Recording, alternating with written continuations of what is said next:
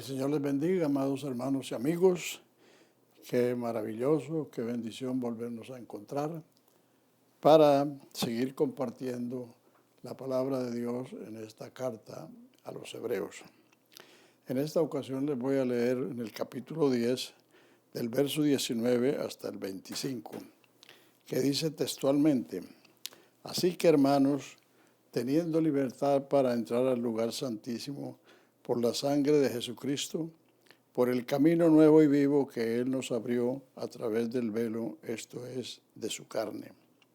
Y teniendo un gran sumo sacerdote sobre la casa de Dios, acerquémonos con corazón sincero, en plena certidumbre de fe, purificados los corazones de mala conciencia y lavados los cuerpos con agua limpia, con agua pura, manteniendo firme sin fluctuar la profesión de nuestra esperanza, porque fiel es el que ha prometido.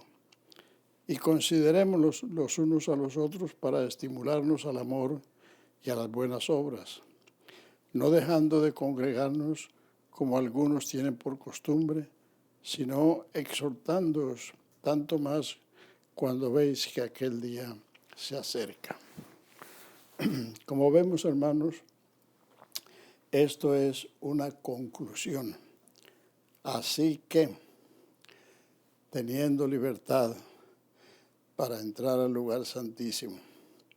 Entonces voy a hacer un resumen de lo dicho en todos estos capítulos, partiendo del capítulo 2, el verso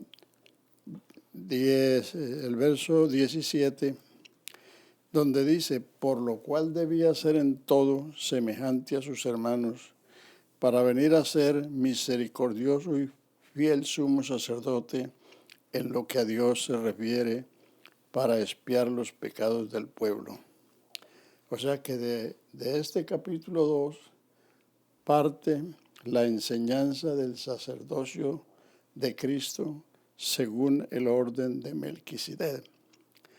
Y por lo mismo el capítulo 3 comienza con una exhortación. Por tanto, o sea, en lugar de lo anterior, hermanos santos, participantes del llamamiento celestial, considerad al apóstol y sumo sacerdote de nuestra profesión, Cristo Jesús. Considerar es detenerse a pensar, a observar, a meditar, para descubrir quién es este gran sacerdote y apóstol de nuestra profesión. El capítulo 3 nos habla de él, el capítulo 4, 5, 6, 7, de este sumo sacerdote.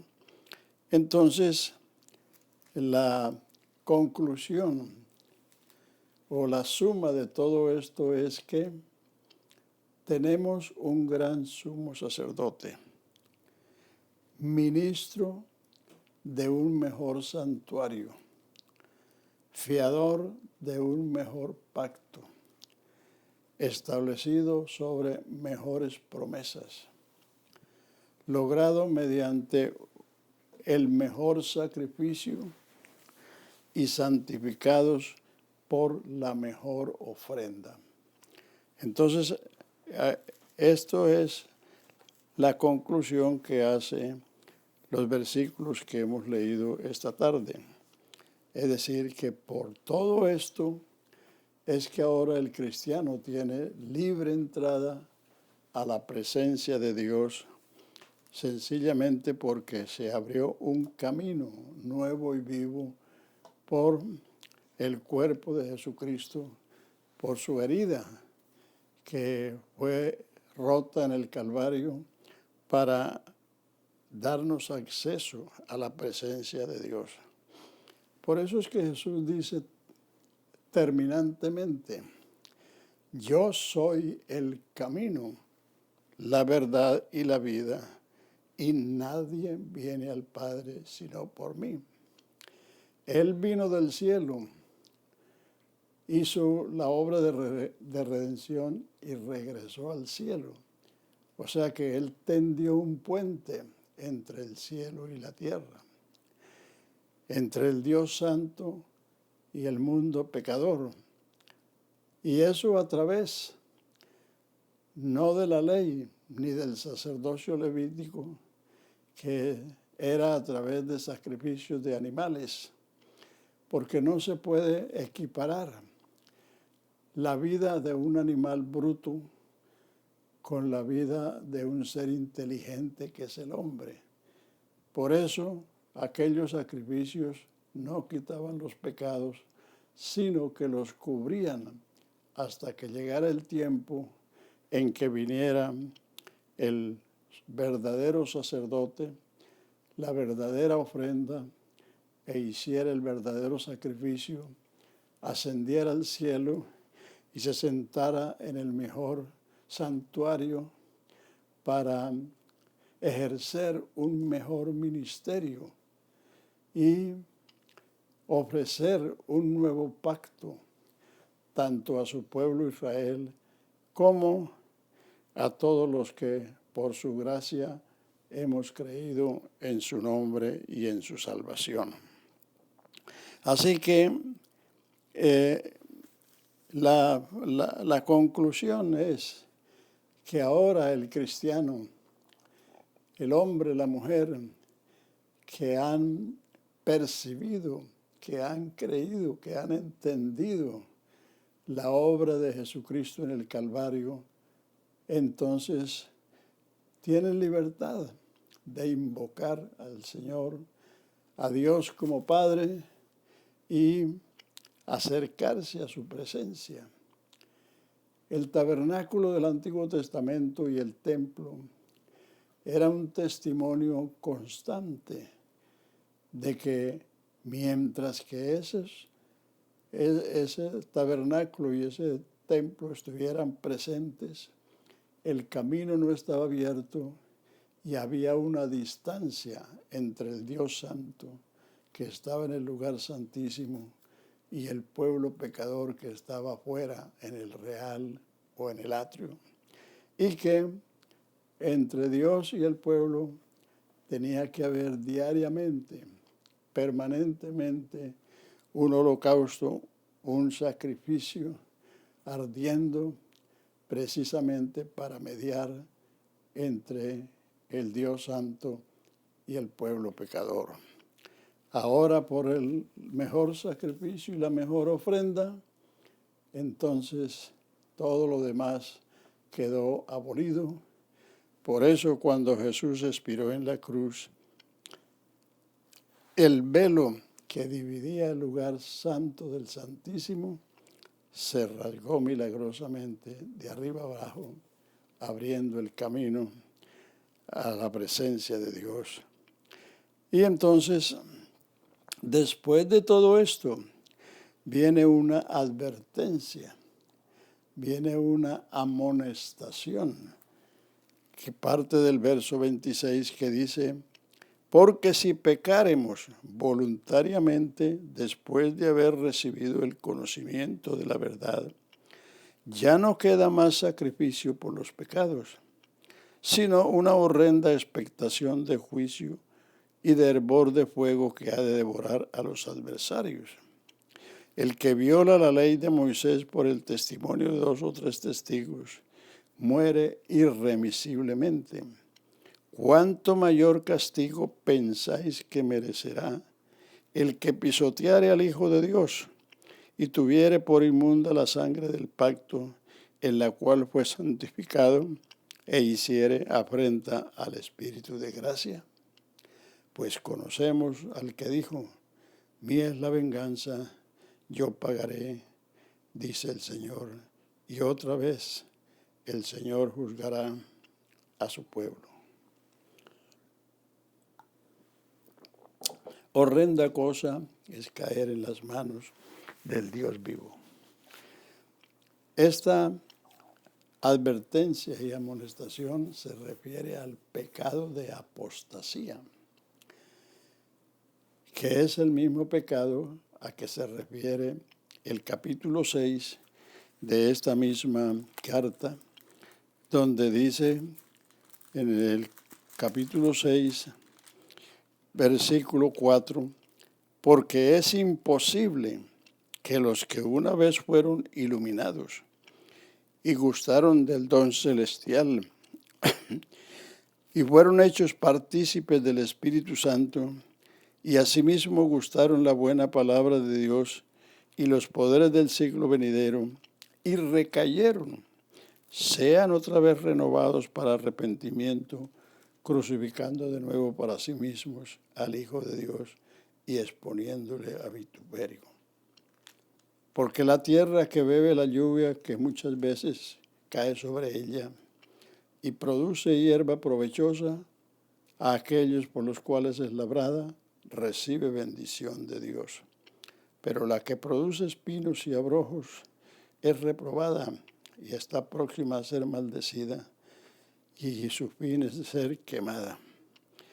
Pero en cuanto a vosotros, amados, estamos persuadidos de cosas mejores y que pertenecen a la salvación, aunque hablamos así.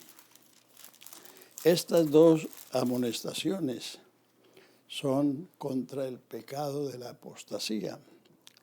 Algunos predicadores han hecho que hermanos que han cometido ciertos pecados, como de adulterio, de fornicación o de borrachera, o peleas o cosas por el estilo, se vayan de la iglesia, porque les han aplicado esto diciendo que una vez que conocieron la verdad y volvieron a pecar, ya no hay remedio.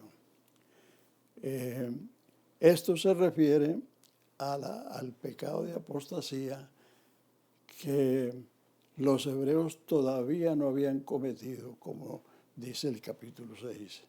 Dice, de vosotros esperamos cosas mejores, aunque hablamos así. Es decir, era una advertencia, era una amonestación para que no cayeran. Los gálatas que no eran judíos sí cayeron. Por eso Pablo les dice, los que por la ley os justificáis, de la gracia habéis caído. Tan necios sois que habiendo comenzado por el Espíritu, queréis perfeccionaros por la carne. Es decir, porque ellos habiendo recibido el Evangelio de boca de Pablo, cuando llegaron unos hermanos de Jerusalén, entonces le dijeron, si no se circuncidan y guardan la ley, no pueden ser salvos.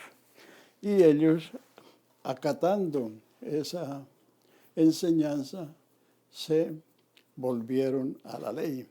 Entonces apostataron, negaron, se volvieron, se apartaron. Y entonces aquí en el capítulo 10 de Hebreos dice que el que menospreciaba la ley de Moisés en boca de 2 o 3 testigos, irremisiblemente debía morir. Entonces hace la pregunta, ¿cuánto pensáis vosotros que merecerá mayor castigo el que pisoteare al Hijo de Dios?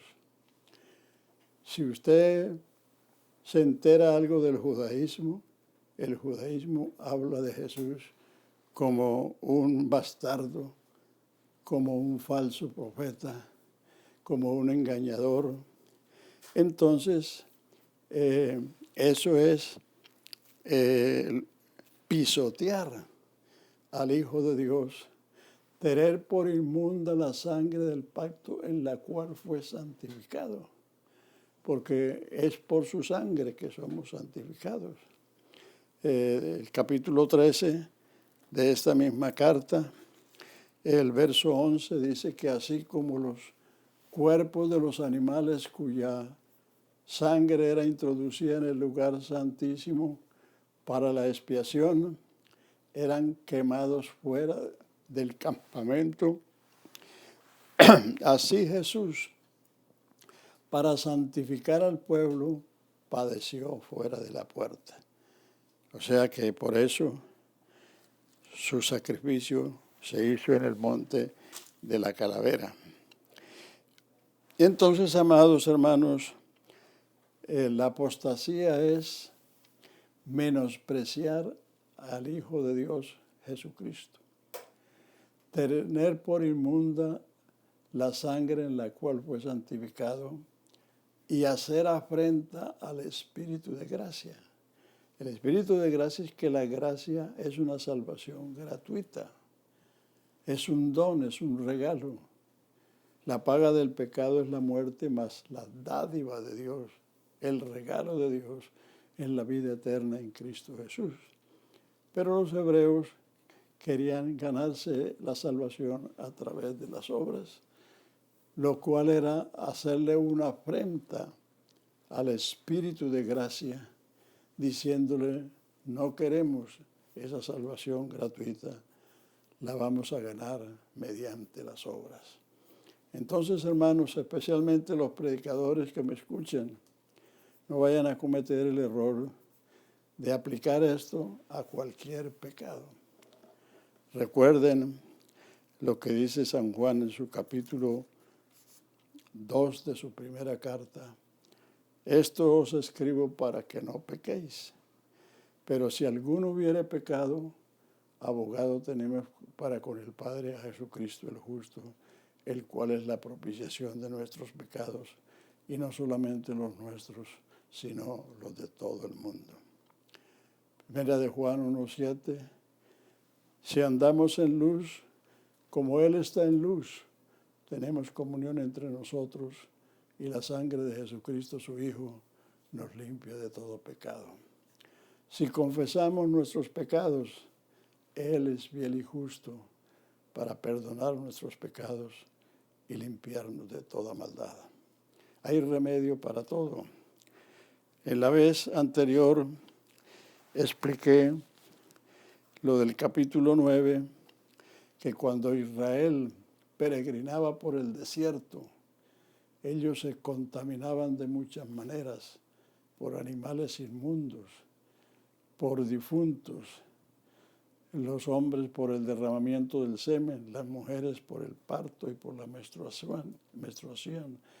Y todo el que era inmundo no podía ir al santuario.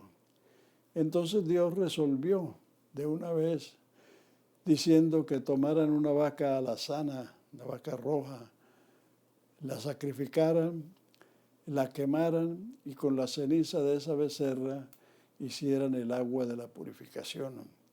Y cuando un hombre o una mujer era inmunda, entonces venía el sacerdote trayendo una ofrenda y el sacerdote le rociaba con un hisopo con el agua de la purificación y era limpio y podía ingresar al santuario. Entonces el escritor de Hebreos hace la aplicación. Si la sangre de los toros y los machos cabríos y la ceniza de la becerra purifica a los inmundos en cuanto a la carne, cuánto más la sangre de Cristo, el cual por el Espíritu Eterno se ofreció sin mancha a Dios, limpiará vuestras conciencias de las obras de muerte para que sirváis al Dios vivo. Ningún cristiano y aún ningún ministro está exento de que su conciencia se nuble por algún error o por algún pecado. Pero hay una fuente de limpieza, de purificación, que es la sangre de Jesucristo. Así que, amados hermanos y amigos, tengan en cuenta lo grave de este pecado es que si alguien menosprecia a Cristo, menosprecia la gracia, ¿quién más lo va a salvar si Jesucristo es el verdadero Dios y el único Salvador? El único que ofrendó su vida en rescate por muchos y el único que en virtud de lo que hizo nos ofrece el perdón. Por eso la Gran Comisión dice que Jesús, después que les abrió el entendimiento para que comprendiesen las Escrituras y les dijo, así está escrito, y así fue necesario que el Cristo padeciese, que resucitase de los muertos y que se predicase en su nombre el arrepentimiento y el perdón de pecados en todas las naciones, comenzando desde Jerusalén. Y el apóstol Pedro en la casa de Cornelio, en su sermón dijo, versículo 43, dice, todos los profetas dan testimonio de que todos los que en él creyeren recibirán perdón de pecados por su nombre. Y el apóstol Pablo, en el capítulo 13 de los Hechos, versículo 32 y siguientes, dice, nosotros os anunciamos el evangelio de aquella promesa hecha a nuestros padres, la cual Dios ha cumplido a los hijos de ellos, a Jesús, resucitándolo de los muertos, sentándolo a su diestra, para que en él se anuncie el perdón de pecados y para que todo lo que la ley de Moisés no pudo justificar, en él es justificado todo aquel que cree. Por eso la oferta del Evangelio es Jesucristo. Si usted tiene a Jesucristo, lo tiene todo. Si no tiene a Jesucristo, no tiene nada. Así tengas 1000 religiones, 1000 creencias, así haga las cosas que las religiones mandan. Sin Jesucristo no hay salvación. Jesucristo es la única esperanza del pecador, porque Él vino a buscar y a salvar lo que se había perdido. Amados hermanos y amigos, mediten en estas cosas, hagan las suyas, como dice el escritor, considerad. O sea, deteneos a pensar, a meditar, a observar, a darse cuenta. La vida de Cristo, una vida inmaculada, un ministerio de salvación y una obra redentora que satisfizo la ley divina y proveyó para el pecador la necesidad de su salvación, proveyó el recurso para su salvación. Así que por eso dice Pablo que en Cristo estamos completos, porque Él es la cabeza de todo principado, potencia y potestad. Dios les bendiga y hasta la próxima.